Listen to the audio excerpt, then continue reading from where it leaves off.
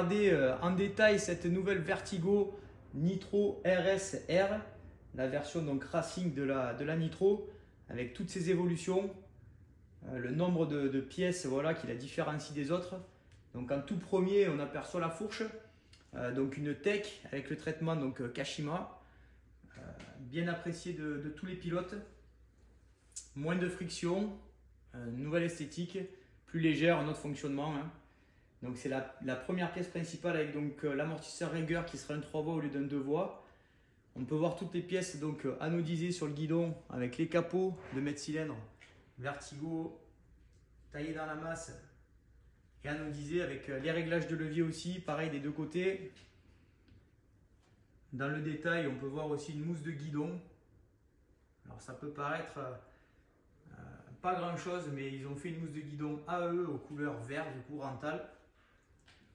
La magnifique paire de roues anodisée rouge avec les petits stickers Vertigo Works en kaki et le moyeu aussi gravé Vertigo taillé dans la masse aussi pour rester dans la belle pièce.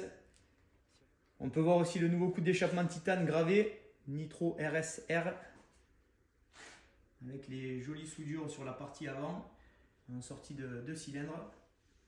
Donc plus léger, plus lisse, plus de performance.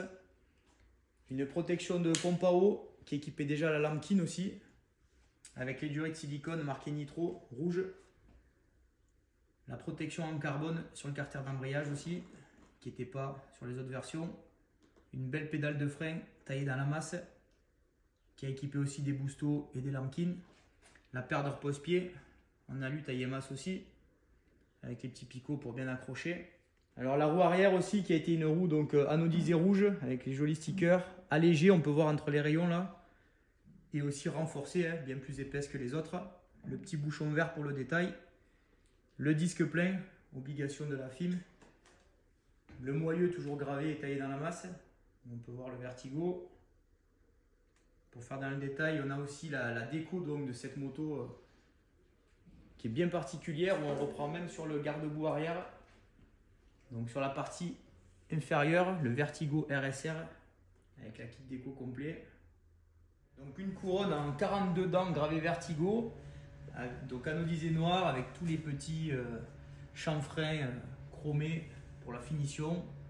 On peut voir aussi bien comme il faut l'escargot de tension qui est particulier à Vertigo aussi.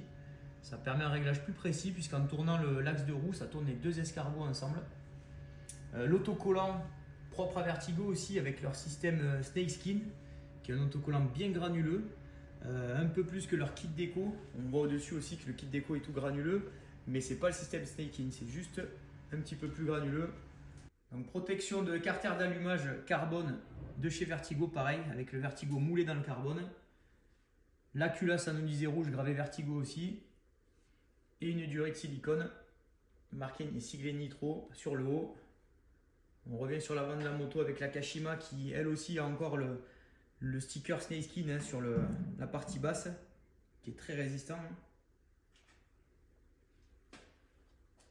Le détail du petit bracelet élastique, donc Vertigo aussi, pour aller dans les finitions.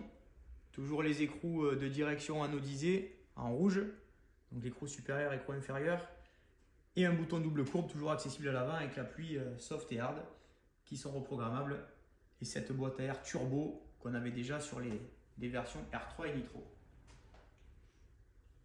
Donc grosse particularité sur les nouvelles RS et RSR, la partie basse du cadre, habituellement noire. Donc là elle n'est pas simplement couleur alu, hein. C'est surtout l'usinage du bas qui est plus triangulé.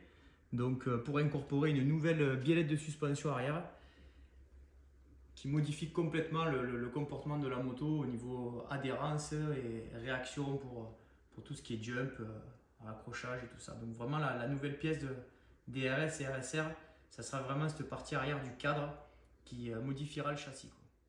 Donc dans la suite des évolutions aussi depuis la 2022 Boosto et toutes les 2023 sont équipées de nouveaux systèmes électroniques qui comprend une batterie maintenant qui sert à lisser tout le faisceau de la moto et aide au démarrage. Donc ils l'ont fixé sous le garde-boue arrière qui tient par deux vis. Hop. Voilà. Donc la petite batterie est logée à cet endroit-là, c'est une petite batterie lithium. Là on a la prise diagnostique, le CU, le feu arrière et tous les petits relais. Tout est bien accroché, bien clipsé, il n'y a rien qui bouge. Suite des évolutions, la trappe à essence qui a été entièrement cloisonnée pour que justement si on met de l'essence à côté du bouchon, il y a une petite durite qui récupère, qui l'envoie sous la moto. Le filtre à air. Donc très simple, plus petit qu'avant.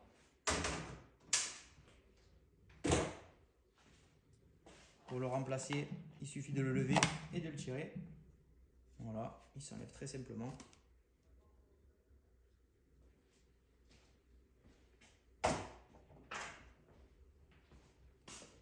Et aussi, suite des évolutions, ils ont déplacé deux petits capteurs qu'on peut voir dans le corps d'injection. On va passer par là, on les voit à l'intérieur du corps d'injection. C'est le capteur de pression atmosphérique qui est placé directement dans le corps. Pour avoir un réglage d'injection du coup encore plus précis. Toujours dans l'évolution. Donc on a fait le tour un peu de cette version Nitro RSR et assez rigolo, on voit une des premières Vertigo, alors pas la première puisque c'est une 2017, elle était sortie en 2016, c'est une version iCell qui était la haut de gamme à l'époque. Cette moto était déjà très bien équipée, mais on peut voir bien l'évolution. Aujourd'hui elle n'a plus rien d'actuel avec ce Nitro, le châssis a complètement changé sur la partie arrière. Les têtes de fourche ont complètement changé aussi, la pompe à eau a été déplacée, les échappements ne sont plus les mêmes. C'est vraiment l'échappement sous la selle a été abandonné, le kit plastique, enfin la moto a vraiment évolué. Mais celle-ci c'est donc une occasion qu'on a, une 2017, qui a été un peu mise à jour sur l'électronique. Mais du coup ces motos en 400 heures, elles sont encore en bon état et fonctionnelles. Donc ça fait plaisir à voir d'avoir des motos qui durent, qui restent en bon état et qui font encore envie à pas mal d'amateurs quand même, puisqu'il y avait là aussi de l'évolution et de la pièce pour la 2017.